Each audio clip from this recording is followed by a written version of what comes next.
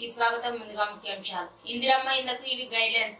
Ration card ఉన్న ప్రకారం దారిద్ర్య రేఖకు దిగువన ఉన్న వారే అర్హులు.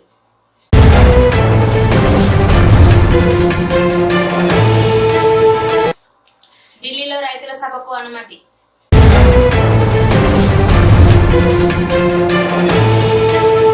వివాహ వేడుకల్లో పాల్గొన్న ఐజ మండల సింగిల్ విండో మాజీ అధ్యక్షులు శంకాపురం రాములు.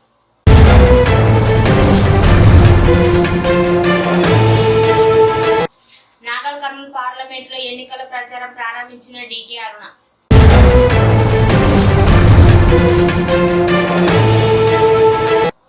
ఇటిక్యాల మండలం సోందర్ల గ్రామంలో వాల్మీకి విగ్రహ ప్రతిష్ట కార్యక్రమంలో పాల్గొన్న ఎమ్మెల్యే విజయుడు.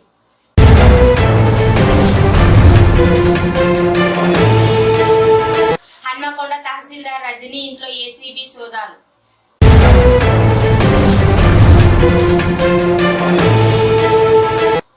ఈ నెల 16న అసెంబ్లీ లోక్సభ అభ్యర్థులను ప్రకటించనున్న సీఎం జగన్.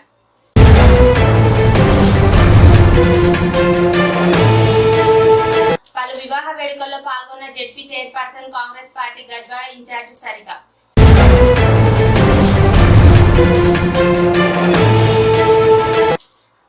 రైతు బంధుపై కాంగ్రెస్ సర్కారు మరో సంచలన నిర్ణయం.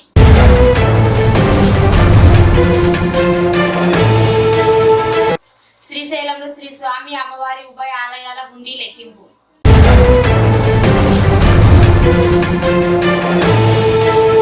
నేను పార్టీ మారడం లేదు అంటున్న కడియం శ్రీహరి.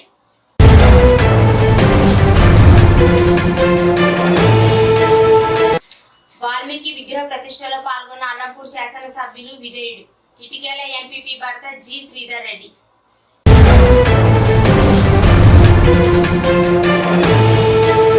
ఇక వివరాల్లోకి వెళితే, తొలి దశలో సొంత జాగా ఉన్న వారికే ప్రాధాన్యం. లబ్ధిదారుడు గ్రామం లేదా అర్బన్ లోకల్ బాడీలో నివాసితుడై ఉండాలి. అద్దెకు ఉన్నవారైనా అర్హులే.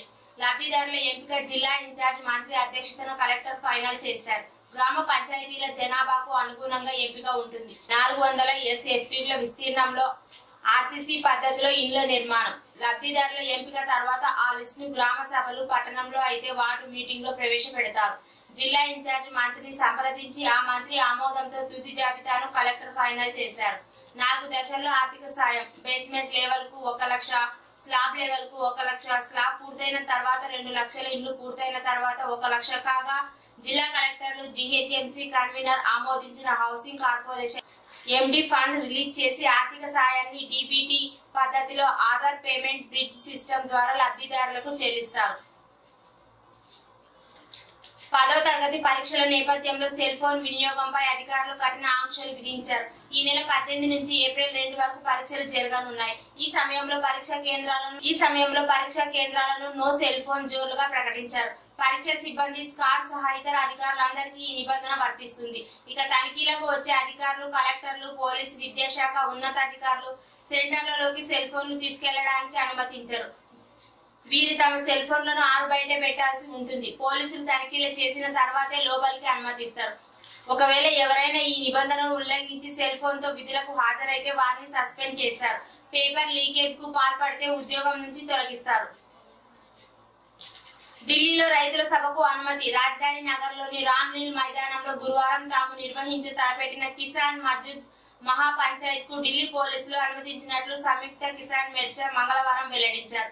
ప్రశాంతంగా నిర్వహించనున్న ఈ సభలో మోదీ ప్రభుత్వం విధానాలకు వ్యతిరేకంగా పోరాటాన్ని ఉధృతం చేసేందుకు తీర్మానం చేయనున్నట్లు తెలిపారు.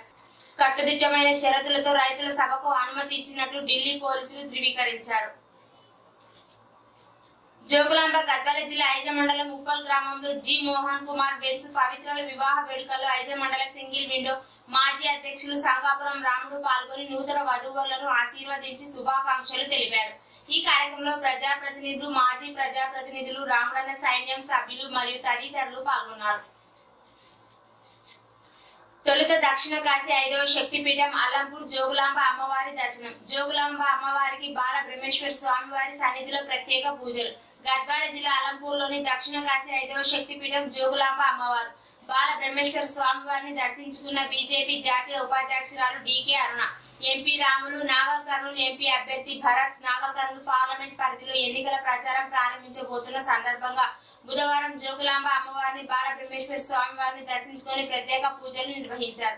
అమ్మవారి దర్శనానికి వచ్చిన డీకే అరుణకు ఎంపీ రాములు, బీజేపీ అభ్యర్థి భరత్లను కమిటీ సభ్యులు, అర్చకులు సాధారణంగా స్వాగతించి ప్రత్యేక దర్శనం ఏర్పాట్లు చేశారు. అనంతరం సన్మానించి అమ్మవారి తీర్థ ప్రసాదాలు అందజేశారు. వచ్చే పార్లమెంట్ ఎన్నికల్లో బీజేపీ అభ్యర్థులు అందరూ విజయం మరోసారి మోదీ ప్రధాని అయ్యేలా ఆశీస్సులు అందజేయాలని అమ్మవారిని వేడుకున్నానని డీకే అరుణ తెలిపారు.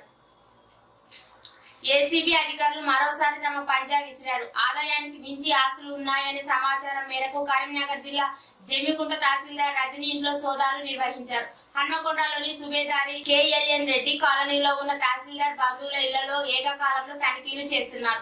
గతంలో ఉమ్మడి వరంగల్ జిల్లాలోని వివిధ మండలాల్లో కూడా ఆమె పనిచేశారు. ఇంకా పూర్తి వివరాలు తెలియాల్సి ఉంది. సీఎం జగన్ కీలక నిర్ణయాన్ని తీసుకున్నారు. ఈ నెల 16న ఇడుకులపాయంకు సీఎం జగన్ వెళ్లనున్నారు. ఈ సందర్భంగా వైసీపీ అభ్యర్థుల తుది జాబితా విడుదల చేయనున్నట్లు సీఎం జగన్ తెలిపారు. అసెంబ్లీ, లోక్సభ అభ్యర్థులను ప్రకటించనున్నారు సీఎం జగన్. అదే రోజు ఇచ్చాపురంకి వెళ్లి ఎన్నికల ప్రచారాన్ని ప్రారంభించనున్నారు. ఈ మేరకు అన్ని ఏర్పాట్లు చేశారు వైపీసీ నేతలు, కార్యకర్తలు. కాగా రేపు నాగర్ కర్నూలు, నంద్యాల జిల్లాలో సీఎం జగన్ పర్యటించనున్నారు. ఈ సందర్భంగా నాగర్ కర్నూలు జిల్లా ఓర్వకల్లులో నేషనల్ లా యూనివర్సిటీకి భూమి పూజ చేయనున్నారు. అనంతరం నంద్యాల జిల్లా బనగానపల్లిలో వైఎస్ఆర్పీ ఈబీసీ నేస్తం నిధులు విడుదల చేయనున్నారు. రెడ్డి, కమ్మ, ఆర్య, వైశ్య, బ్రాహ్మణ, క్షత్రియ, వెలమాలతో పాటు ఇతర ఓసీ సామాజిక వర్గాలకు చెందిన మహిళలకు ఆర్థిక చేయూత అందించేందుకు వైఎస్ఆర్పీ ఈబీసీ నేస్తం పథకాన్ని అమలు చేస్తున్నట్లు తెలిపారు. రైతు బడి సంస్థ వ్యవస్థాపకుడు రాజేందర్ రెడ్డిని ఢిల్లీలో జరిగే ఎంటర్ప్రెన్యూర్షిప్ సమిట్ 2024లో ప్రసంగించాల్సిందిగా విద్యా సంస్థ ఐఐటి ఢిల్లీ ఆహ్వానించింది. రైతు బడి పాత్రను హైలైట్ చేస్తూ వ్యవసాయం అవకాశాలపై చర్చించనున్నారు. మార్చి 15, 16 తేదీలలో Indraprastha institute of information technology ఢిల్లీలో జరిగే ఈ సదస్సులో వ్యవసాయం అనుబంధం రంగాల్లో తాజా అవకాశాలను అన్వేషించడం, చర్చించడం జరుగుతుంది. డిజిటల్ మీడియా వేదికల ద్వారా తెలుగు రైతులకు సమగ్ర వ్యవసాయ సమాచారాన్ని అందించడంలో తెలుగు రైతు బడికి మంచి పేరుంది. వ్యవసాయంలో అభివృద్ధి చెందుతున్న అవకాశాల గురించి యువతకు అవగాహన కల్పించడానికి రాజేందర్ రెడ్డి నైపుణ్యాన్ని ఉపయోగించుకోవాలని నిర్వాహకులు ఆసక్తి చూపుతున్నారు. గద్వాల నియోజకవర్గ పరిధిలోని మల్దకల్, గట్టు, గద్వాల పట్టణంలోని మండలాల్లో జరిగిన పలు వివాహ వేడుకల్లో జిల్లా పరిషత్ చైర్పర్సన్, కాంగ్రెస్ పార్టీ గద్వాల నియోజకవర్గ ఇన్ఛార్జ్ సరిత హాజరై నూతన దంపతులకు అక్షింతలు వేసి శుభాకాంక్షలు తెలియజేశారు. వీరి వెంట మధుసూదన్ బాబు, మాజీ ఎంపీపీ గోవింద్, రామకృష్ణ, పెద్దోటి, గట్టు సత్యనారాయణ, గట్టు కృష్ణమూర్తి, మాజీ సర్పంచ్ నరసింహులు, ఆరగిత బాలకృష్ణ, ఆంజనేయులు, కాంగ్రెస్ పార్టీ నాయకులు, కార్యకర్తలు తదితరులు పాల్గొన్నారు.